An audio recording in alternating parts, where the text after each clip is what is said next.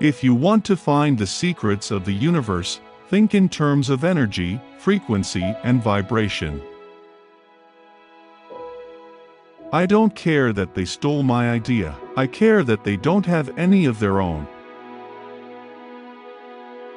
The scientists of today think deeply instead of clearly. One must be sane to think clearly, but one can think deeply and be quite insane. The present is theirs, the future, for which I really worked, is mine.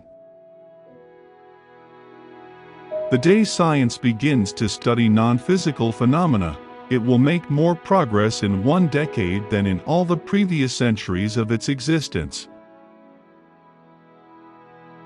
If your hate could be turned into electricity, it would light up the whole world. Of all things, I liked books best. My brain is only a receiver. In the universe there is a core from which we obtain knowledge, strength, and inspiration. I have not penetrated into the secrets of this core, but I know that it exists. Be alone, that is the secret of invention. Be alone, that is when ideas are born. I do not think you can name many great inventions that have been made by married men. One must be sane to think clearly, but one can think deeply and be quite insane. Our virtues and our failings are inseparable, like force and matter. When they separate, man is no more. Let the future tell the truth, and evaluate each one according to his work and accomplishments. The present is theirs, the future, for which I have really worked, is mine. All that was great in the past was ridiculed, condemned, combated, suppressed only to emerge all the more powerfully, all the more triumphantly from the struggle. Life is and will ever remain an equation incapable of solution, but it contains certain known factors. Today's scientists have substituted mathematics for experiments, and they wander off through equation after equation, and eventually build a structure which has no relation to reality. Invention is the most important product of man's creative brain. The ultimate purpose is the complete mastery of mind over the material world, the harnessing of human nature to human needs. If you only knew the magnificence of the 3, 6, and 9, then you would have the key to the universe. We crave for new sensations but soon become indifferent to them. The wonders of yesterday are today common occurrences. What one man calls God, another calls the laws of physics. The individual is ephemeral, races and nations come and pass away, but man remains. The gift of mental power comes from God, divine being, and if we concentrate our minds on that truth, we become in tune with this great power. My mother had taught me to seek all truth in the Bible. You may live to see man-made horrors beyond your comprehension. Great moments are born great opportunity. It's not the love you make, it's the love you give. Inventors don't have time for married life. So astounding are the facts in this connection, that it would seem as though the Creator himself had electrically designed this planet. Marconi is a good fellow. Let him continue. He is using 17 of my patents. Most persons are so absorbed in the contemplation of the outside world that they are wholly oblivious to what is passing on within themselves. But instinct is something which transcends knowledge. We have, undoubtedly, certain finer fibers that enable us to perceive truths when logical deduction, or any other willful effort of the brain, is futile.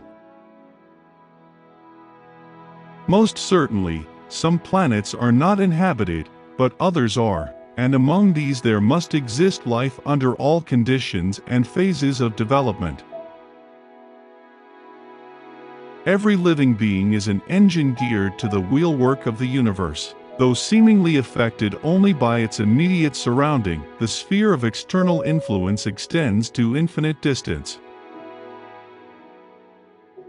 The carrying out into practice of a crude idea, as is being generally done, is, I hold, nothing but a waste of energy, money and time. The idea of atomic energy is illusionary, but it has taken so powerful a hold on the minds, that although I have preached against it for 25 years, there are still some who believe it to be realizable. There is something within me that might be illusion, as it is often case with young delighted people, but if I would be fortunate to achieve some of my ideals, it would be on the behalf of the whole of humanity. When natural inclination develops into a passionate desire, one advances towards his goal in 7-league boots. The progressive development of man is vitally dependent on invention. It is the most important product of his creative brain. As I review the events of my past life, I realize how subtle are the influences that shape our destinies. One may feel a sudden wave of sadness and rake his brain for an explanation when he might have noticed that it was caused by a cloud cutting off the rays of the sun. It is not in the shallow physical imitation of men that women will assert first their equality and later their superiority, but in the awakening of the intellect of women. Peace can only come as a natural consequence of universal enlightenment and merging of races, and we are still far from this blissful realization. The progressive development of man is vitally dependent on invention. One has to be sane to think clearly, but one can think deeply and be quite insane. My project was retarded by laws of nature. The world was not prepared for it. It was too far ahead of time, but the same laws will prevail in the end and make it a triumphal success. I had admired the works of artists, but to my mind, they were only shadows and semblances. The inventor, I thought, gives to the world creations which are palpable, which live and work.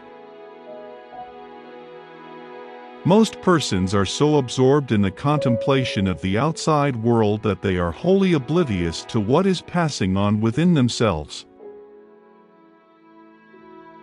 Deficient observation is merely a form of ignorance and responsible for the many morbid notions and foolish ideas prevailing. Merciless is the law of nature, and rapidly and irresistibly we are drawn to our doom.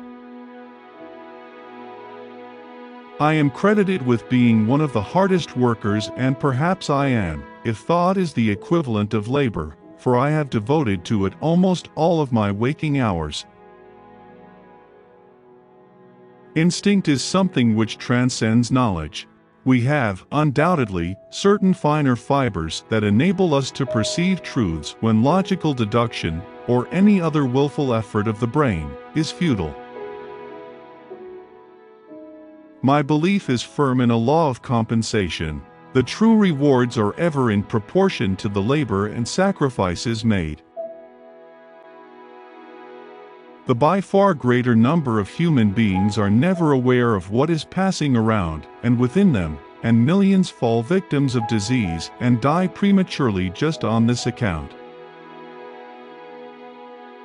These are only new devices for putting the weak at the mercy of the strong. There is scarcely a subject that cannot be mathematically treated and the effects calculated or the results determined beforehand from the available theoretical and practical data. Peace can only come as a natural consequence of universal enlightenment and merging of races, and we are still far from this blissful realization.